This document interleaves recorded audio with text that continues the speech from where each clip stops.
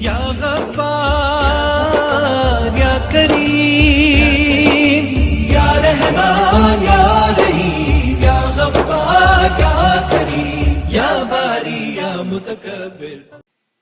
Bonjour à tous, on se retrouve aujourd'hui pour une nouvelle vidéo et c'est le premier épisode de la série P'to Ruisseau. Donc je vous partagerai deux recettes dans une même vidéo, histoire de vous donner plein d'idées. Donc n'hésitez pas à vous abonner, à partager au maximum cette série. Il y aura plein de plats, de desserts, d'entrées, etc. Et là, on va commencer par la recette des briques viande hachée kiri qui est vraiment une tuerie, mais vraiment. Donc à essayer. Alors, on va commencer la recette. Donc dans une casserole avec de l'eau bien chaude, on va mettre 6 petites pommes de terre ou 3 gros. On va les laisser cuire. Pour le temps de cuisson, c'est à peu près 30-35 minutes, voire plus. Donc retirez-les de l'eau quand ils sont cuits, laissez-les refroidir. Et ensuite, on pourra les éplucher. Voilà. Puis on va les couper assez grossièrement, juste histoire de faciliter l'étape suivante. Voilà, voilà. On va mettre le tout dans un saladier. Ah oui, j'ai oublié, je vais rester avec vous en audio, histoire de ne pas vous perdre et que tout soit bien compris, on va dire. Donc voilà, j'ai tout mis. Je vais écraser le tout avec un écrase-purée ou une fourchette, si vous n'en avez pas. Dans une casserole, on va mettre de l'huile, un demi-oignon bien émincé. On va rajouter à ça 250 g de viande hachée. On va bien mélanger pour que tout soit cuit. On va ajouter une demi-cuillère à café de poivre, de coriandre et de curcuma. On va encore bien mélanger. Voilà, tout est cuit. On ajoute une pincée de sel.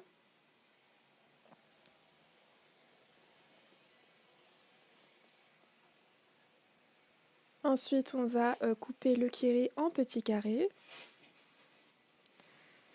Donc là, je vais tout simplement ajouter la viande hachée dans les pommes de terre.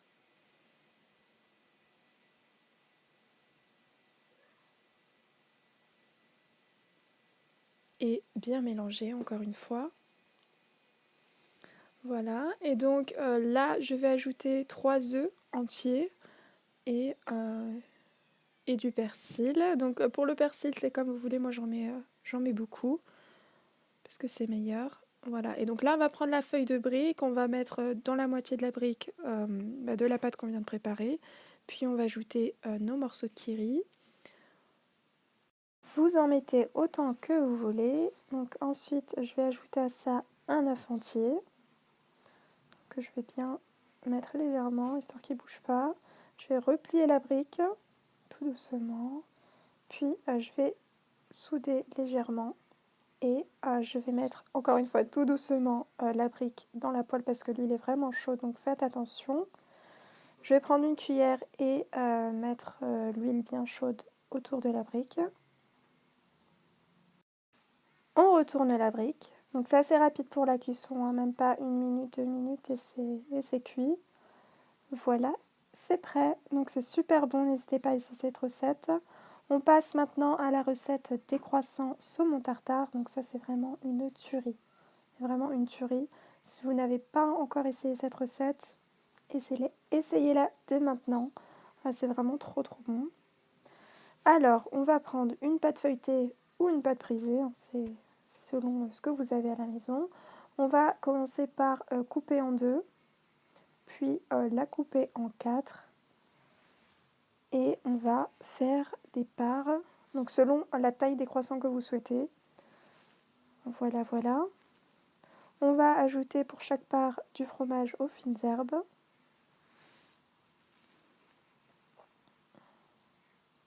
On ajoute le saumon.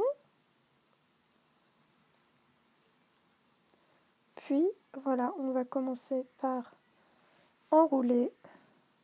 Voilà la base, on va un peu souder. Et on enroule. Et ça va former un joli croissant.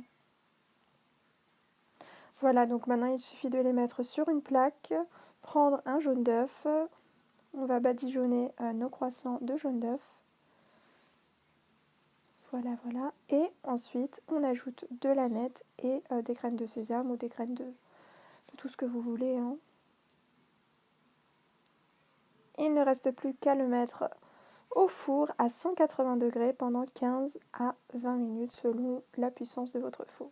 C'est prêt, voilà. Donc c'est super bon. N'hésitez pas à essayer ces 2 recettes et à m'envoyer vos photos sur Instagram avec le hashtag Coucouisso ou en privé. Je vous dis à très bientôt pour une nouvelle vidéo et n'oubliez pas de vous abonner pour ne rien rater. À bientôt!